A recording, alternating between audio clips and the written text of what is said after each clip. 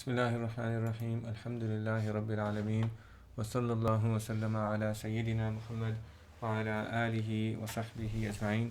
In this lesson, we're going to learn about the traditional Kalam arguments for the existence of God, and we're going to look at two contemporary objections that are raised against these arguments and how to respond to these two objections. So let's look at the two arguments first. The Kalam arguments, they're cosmological arguments, and they argue for the existence of God based on the fact that the universe depends on Allah subhanahu wa ta'ala. The universe is dependent. The universe is muftaqir. Al-alamu muftaqirun ila Allah subhanahu wa ta'ala. This is the general idea of the Kalam arguments, and this is a general theme that is scattered throughout the Quran. Everywhere in the Quran, it says that the universe depends on Allah subhanahu wa ta'ala. And the two Kalam arguments are scattered in various Quranic verses, and the scholars of Ilm al-Tawheed or Ilm al-Kalam, they formalized these arguments that are found in the Quran. They didn't take them from Aristotle, they took them from the Quran. And so they have a discussion amongst them. They discuss whether the basis of the universe's dependence on Allah subhanahu wa ta'ala is that it began to exist, huduth, or that it's contingent, imkan. Now, the dominant position amongst the late mutakallimun, and this is found, At-Taftazani alludes to it in his sharh, we'll see, and it's mentioned in the margins. If you look in the Hawashi, they'll all say that the dominant position amongst the late scholars of Kalam is that the basis of the universe's dependence on Allah subhanahu wa ta'ala is its contingency, meaning that contingency is primary and huduth is secondary. However, each argument is sound. You can argue for the existence of God from the fact that the universe began to exist, and you can argue for the existence of God from the fact that the universe is contingent. And the arguments look quite similar. Let's look at them in turn. The first one is the argument from huduth. And this is the argument that we will find in Sharh al-Aqaid. This is the argument that we'll find in most books of Kalam. Most books of Kalam, they seem to give preference, they seem to prefer the argument from huduth, from the fact that the universe began to exist.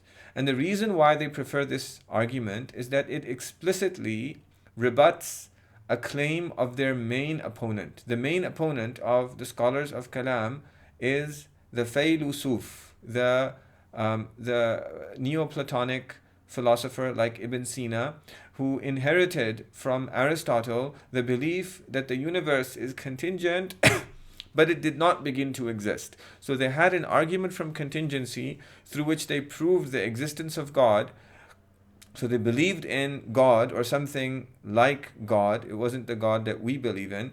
But they did not believe that the universe began to exist. So instead of going down the path of the argument from contingency, the scholars of Kalam, they chose to go down the path of the argument from huduth, from the fact that the universe began to exist, so that at once they could prove the existence of God and they could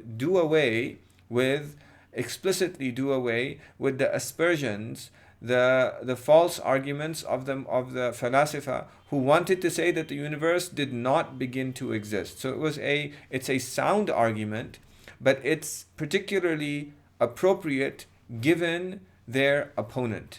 And so that's why it's popular in the books of Kalam. Although the other argument is also mentioned, and we've seen it already in the Hashia, in our last lesson, when he and I'll point you to it in our next lesson. I'll show you where it was found in our last reading of the Hashia of Sharh al-Aqaid. So the argument from huduth looks something like this. You can present it in various ways, but it'll end up looking something like this. The first premise is that the universe began to exist. This is an inferential premise. This is something that is nadari. It's not daruri. And this is a key difference between the argument from huduth and the argument from imkan. The argument from imkan begins from the fact that the universe is contingent. And the contingency of the universe is a premise that is daruri, it's non-inferential. It doesn't need to be proven. We'll look at that when we examine the argument from contingency. But the argument from huduth, that the universe began to exist, this argument, the premise that the universe began to exist is an inferential premise. It's something that needs to be proven. And the scholars of Kalam, they spend a lot of time proving the fact that the universe began to exist. Not just because they are making the argument for the existence of God, but also because they have an opponent. And their opponent is the philosopher who believes that the universe did not begin to exist. So the first premise of this argument is that the universe began to exist. And this is the key thing really that you need to prove in this argument, because everything else flows and comes very naturally. So let's go through the argument, then we'll come back to this first premise. So the argument goes like this: the universe began to exist. Everything that begins to exist needs something else to make it exist. This is a non-inferential premise. It's something that is daruri. You don't need to prove this. However, this is something that is challenged. In contemporary philosophy, many philosophers, they will challenge this. Why will they challenge this? Because they like to argue. So there's a companion article that I'm recommending you to read to familiarize yourself with the discussions around the existence of God from the perspective of cosmological arguments. You'll find it on the course website. But as you read it, I want you to keep in mind that it's written from a philosophical perspective, and a philosopher in modern universities, philosophers, they rarely believe anything.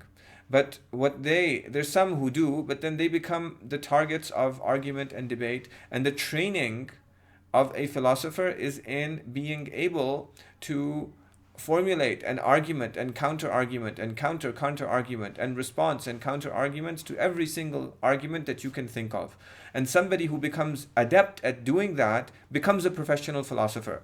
And so that's why when you read an article like the article from that I'm recommending that you read as part of this course to familiarize yourself, you'll find that the author is not going to take a position, especially not in a survey article that's of the nature of the article and the article in the cosmological argument from the Stanford Encyclopedia of Philosophy by Bruce Reichenbach. He'll present the arguments for and against. So when you read it, you'll see arguments for, you'll see arguments against. But if you're not a trained theologian, and you're not working from the perspective of truth. A theologian works from the perspective of truth. We believe that it's true that La ilaha illallah Muhammadur Rasulullah, the cosmological argument, is true and everything against it is false. So if a theologian were to write an article like that, they would mention the counter arguments and they would conclusively finish them off.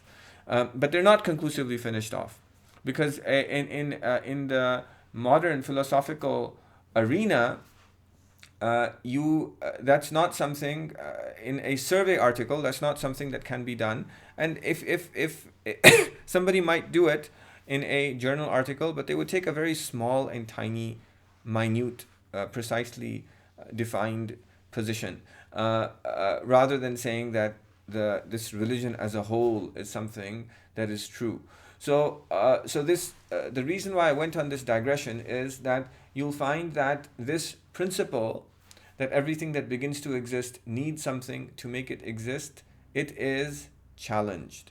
And we'll look at one challenge against this principle in the argument from contingency, which is the challenge from quantum mechanics, quantum indeterminacy.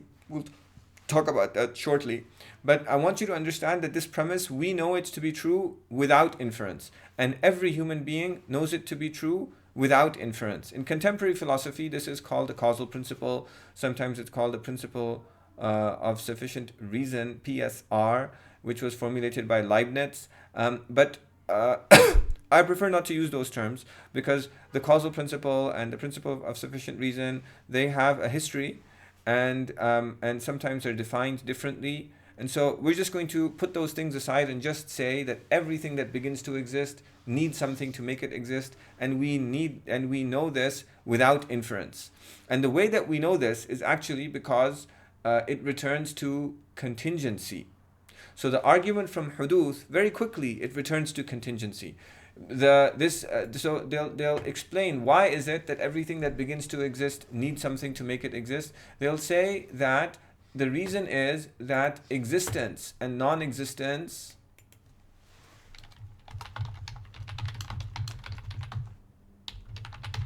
are equivalent with respect to that thing. It didn't exist. Existence and non-existence are equivalent. In other words, they're both contingent. So so it can exist, it cannot exist. They're both equivalent. In fact, they said that the non-existence is primary, so it has an advantage, but intrinsically they're both equivalent to it. The thing can exist and it can not exist. And so if one of them is the case, then there needs to be a cause.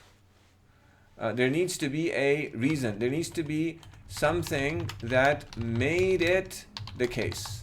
Why does there need to be something that made it the case? Because if one of them is the case without there being something that made it the case, then existence and non-existence would not be equivalent. And the thing that we're starting with the principle that existence and non-existence are equivalent. Equivalent means they're equally possible. And so if they're equally possible, and one is the case, then something tilted one over the other. It's straightforward. We'll look at this when we read Sharh al-Aqaid, but this is why every contingent thing needs, whenever something exists contingently, it needs something to make it the case. It's the same thing, and we'll return to this. We'll come back to this when we look at the argument from contingency. So the next premise would be something like this: that so the universe began to exist. Everything that begins to exist needs something to make it exist.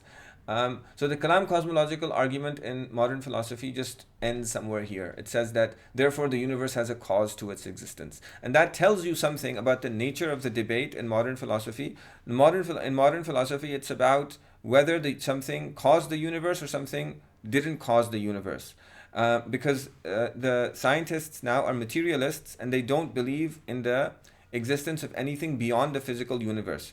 In the Muslim tradition, that's not where the argument ends, because the opponent agrees that the universe needs something to make it exist. But we want to go on from this to define the properties, the attributes of the one who begins to exist. And so we say that if the thing that began to exist, if the thing that made it exist also began to exist, then there would either be a causal infinite regress, CIA, no pun intended, or a circular dependence. So what's a causal infinite regress? It's when you have one thing that is caused by another thing, and that thing is caused by another thing, and so on. So we call this a causal infinite regress. So there's many kinds of infinite regress. And we're going to distinguish between two kinds of infinite regress: a causal infinite regress and a temporal infinite regress. Here, the impossibility of a causal infinite regress is something that you can see very easily. You can see very easily that this cannot go on forever. It cannot go on without end. Why? because so if this began to exist, it needs something to make it exist, and that began to exist, it needs something to make it exist, and that began to exist, and it needs something to make it exist. It cannot go on like that without end, because otherwise this nothing would have made this first thing exist. In fact, nothing would have made anything exist. In order to it's like, so this is like a man who's too weak to stand, and so you bring another man who's too weak to stand, and you have him lean on him, and you bring another man who's too weak to stand, and you have him lean on him. No matter how many weak men you have, you're never going to make anyone stand. And it not only does it not give a sufficient reason for the standing of the first man, it actually makes the problem worse, because now you don't have one standing man to explain, you have millions, billions, trillions, or infinite amount of standing men to explain. So if the thing that made it exist also began to exist, then there's one of two possibilities. There's either going to be a causal infinite regress or circular dependence. What is circular dependence? Circular dependence is when A depends on B and B depends on A. So each one caused the other thing. This is impossible because for the one on the left to cause the one on the right, it needs to precede it. And for the right to cause the one on the left, it needs to precede it. And it's impossible for each one to precede the other at the same time. So CIA and CD, causal infinite regress and circular dependence, are impossible. Therefore, so if the thing that made it exist also began to exist, there's only two possibilities. Either you have a chain that keeps on going forever, or it circles back. So since none of those are possible, what does that mean? It means that the thing that made it exist could not have begun to exist himself. In other words, you've proven that the one who made the universe is qadim, beginningless. So you've proven qidam. So when you start, what have you proven?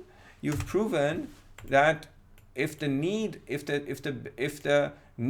that you start with of the universe is that it began to exist, then your conclusion is going to be a being that did not begin to exist. That's your conclusion. Someone has not begun to exist, and you can go from here. This entails that the one who made the universe exists necessarily, that he's wajib al-wujud, because if he didn't begin to exist, then his existence is intrinsic, and he's a necessary being. So you come to the conclusion that there is a necessary being. So this is the argument from Huduth. The key thing here, the key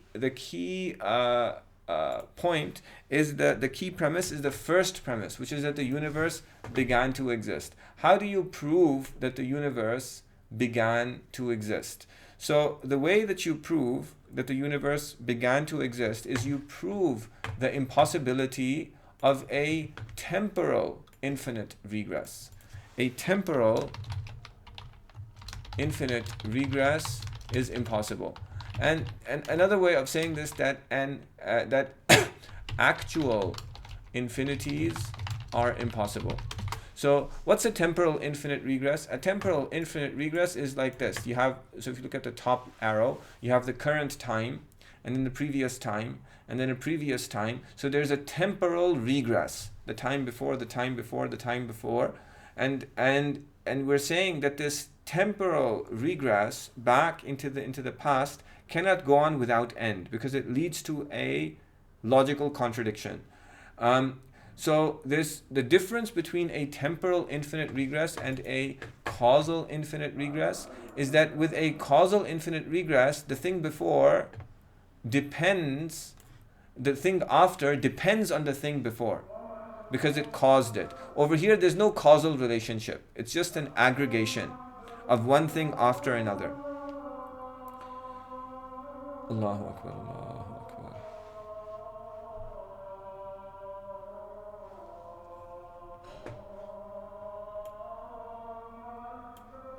Allahu Akbar, Allahu Akbar.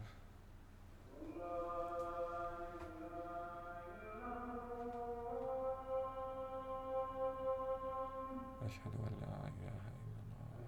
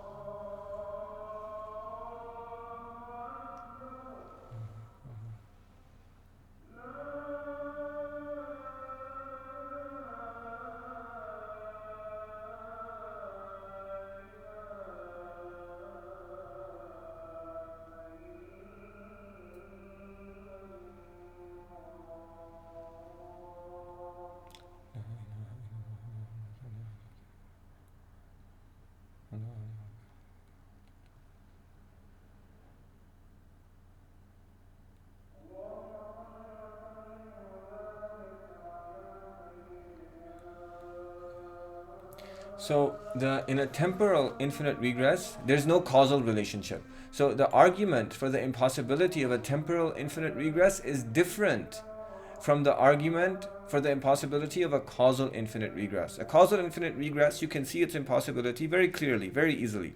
You just a bunch of weak men. Something needs to cause it, and that's why there's actually a discussion, a debate that we'll see in our next session in Sharh al-Aqaid, that with a causal infinite regress, do you really even need to prove the impossibility of an infinite regress?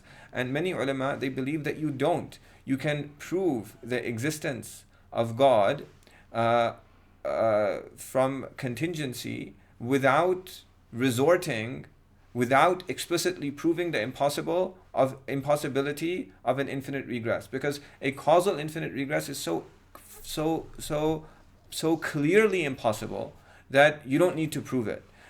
We'll look at that in our next lesson. But a temporal infinite regress, which is a series of things that are ordered, do they have to be ordered? Do they not have to be ordered? According to the Mutakallimun, they don't have to be ordered, because even if it's just an aggregation, you could take an aggregation and put it into an order. The Falasifa said it needs to be ordered. They're mistaken. So it's just a temporal infinite regress. Maybe it would be better to call it just an infinite quantity. That's why I've put here, and actual infinites are impossible. Actual infinites are impossible. An unbounded quantity, the existence of any unbounded quantity or collection or set, a set is a mathematical word for collection, is impossible. And the argument that there's many arguments for this. And all of the arguments, they're the same. What do they show? The thing that all of these arguments that they show is that it is impossible. Is that basically impossible for an actual, and infinity is not a quantity. Or in other words, infinity does not describe collections of things. Infinity is not a number that can describe collections of things, that can answer the question how many.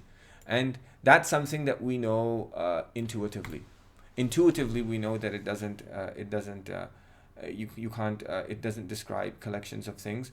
And so this argument appears to be complex, but it's just illustrating something that we know without all of this complexity. So how does the argument go? The argument is called Burhan al-Tatbiq.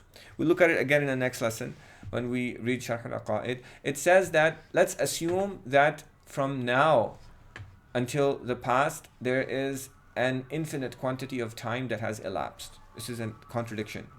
Infinite quantity, unending quantity has elapsed. You can't say this. It's to say this is a contradiction. But let's say it anyway. So let's assume that that's the case. Then I will illustrate that it's a contradiction. How will I illustrate that? We say that we take any previous time. So from now, take any previous time, go back 100 years, 5 years, 1,000 years, and you take from that time all the way back, you cut it out and you put it beside this time, and then you set up a what you call a one-to-one correspondence. And I'm deliberately using this term. I'm deliberately using the term one-to-one correspondence because this is used in set theory. This term is used in modern set theory to describe infinite sets, what an infinite set is. So this is a one-to-one correspondence. In other words, you correspond this previous time to the current time, and the time before that to the time before that, and so on. You keep on going. And so what ends up happening? What ends up happening is that for every time in the second series, you have a corresponding time in the first series. What does that mean? It means they're the same size. But they're not the same size because look, the second one is smaller, and you can clearly see that it's smaller. So it violates the principle that the whole is greater than the part. And so this illustrates the impossibility of an actual infinite. William Lane Craig, he does the same thing. How does he do that? He uses something called, he says, imagine that you had there's a paradox called Tristram Shandy, something like that. And there's another paradox that comes from, let's say you had an infinite number of books in your library. What does that mean? It means that if somebody takes out an infinite number of books, checks out all of the odd books, you're left with an infinite number of books in the library, which is patently false. And so the assumption of an actual infinite, assuming the existence of an actual infinite, leads to conclusions that are absurd.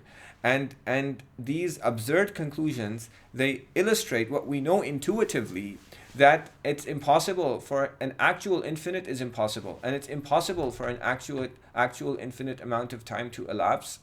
Why? Because infinity is not a quantity. Infinity is not a number that can describe collections of things. This is something that I describe in greater detail in this about 1 hour long lesson on which you can view on YouTube. That infinity is an imaginary concept. I walk you through in the numbers, what numbers are. I show you that numbers were abstractions that we used to describe quantities of things, to answer how many or how much. So when you say how many books are there, you say 2, 3, 4, 100, 1 million.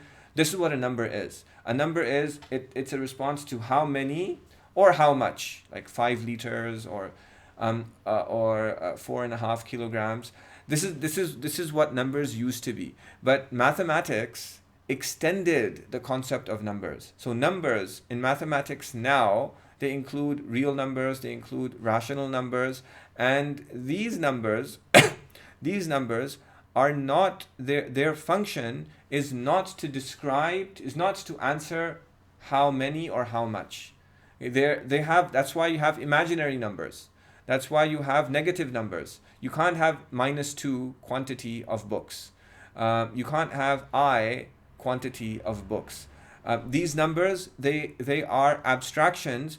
They're more properly described as mathematical objects. And modern mathematics is a theory.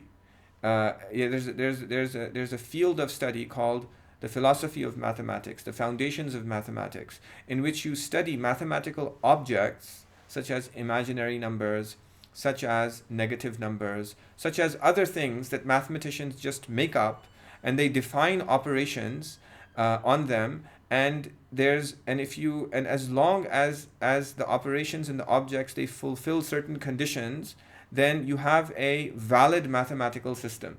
And this mathematical system no longer needs to describe reality.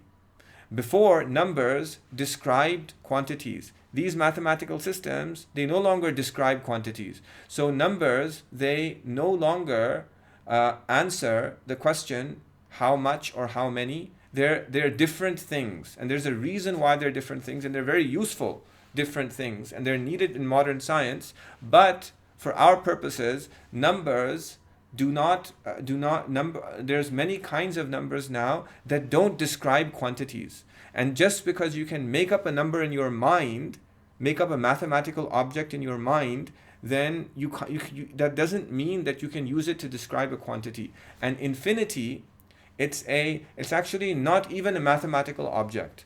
Infinity is not a mathematical object in modern mathematics, but it's a concept that mathematicians, they invented in order to precisely define mathematical objects. They invented the concept of infinity. There's 2 kinds of infinity. There's the sideways figure 8, which appears in calculus. That infinity is not problematic because it's actually not an actual infinity, it's a potential infinity. So for those of you who are familiar with calculus, when you write a limit, the limit of 1 over x as x approaches infinity, x never reaches infinity, and 1 over x never reaches 0, which is the answer to this limit. And infinity is not on the number line. There's no number on the x or y axis that you can label as infinity. It doesn't exist. It's just it describes a potential infinite. What's a potential infinite? A potential infinite is, we say the numbers are potentially infinite. That means that whenever you think of a number, I can give you a number that's greater than that, and I can keep on going on, and I can keep without end. But that's fine. But to say that there is an actual infinite number of things that exist somewhere, this is impossible, and we know that it's impossible. And this argument that I just showed is an illustration of its impossibility. And the fact that a mathematician defines a mathematical object in his mind is not proof that it describes reality. And infinity, the second kind of infinity, is a Hebrew letter aleph. And that's the one that is important to us. Cantor, it's used in modern set theory, and it's standard. Everybody uses the concept of infinite sets, and they're used to define mathematical objects. But there's a debate, despite the fact that it's mainstream. There's a debate whether it's philosophically coherent. I believe it's not, and I explain why not in this lesson that I encourage you to listen to. But even if it's coherent, it's just a concept that they've invented, and it doesn't apply to the real world. And this proof shows that it doesn't apply to the real world. So Cantor actually he defines an infinite set as a set in which you can take the subset and you can set up a one-to-one correspondence with its subset. He defines an infinite set as a set with which you can do exactly what you see here.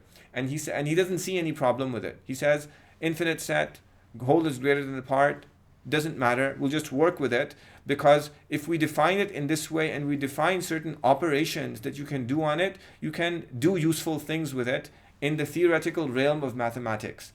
Assuming that this is a philosophically consistent way to do math, which I don't think it is, but assuming it is, it does not describe reality. It's just something. It's just a definition that they've come up with, and just because you use it doesn't mean that an actual infinite is possible. And so again, I explain this in greater detail in this presentation. I encourage all of you to watch it. And the purpose behind this is for you to understand one contemporary objection to this argument, and to the argument from Huduth. And this objection returns to mathematics, and it shows that in order to do kalam now, you need to know, you need to basically, old falsafa is useless. Forget about defining a jawhar, defining an arad, finding out hylomorphism, and all of these other things, and trying to figure them out. Forget about all of that. You just need a cursory understanding of those things. The things that we need to spend time understanding are the things that affect the arguments today, and one of those things is math. And so William Lane Craig, who did an impressive job bringing the Kalam cosmological argument into modern philosophy. To his credit, he used philosophy, he used mathematics, and he used science, and he's conversant in all of these things.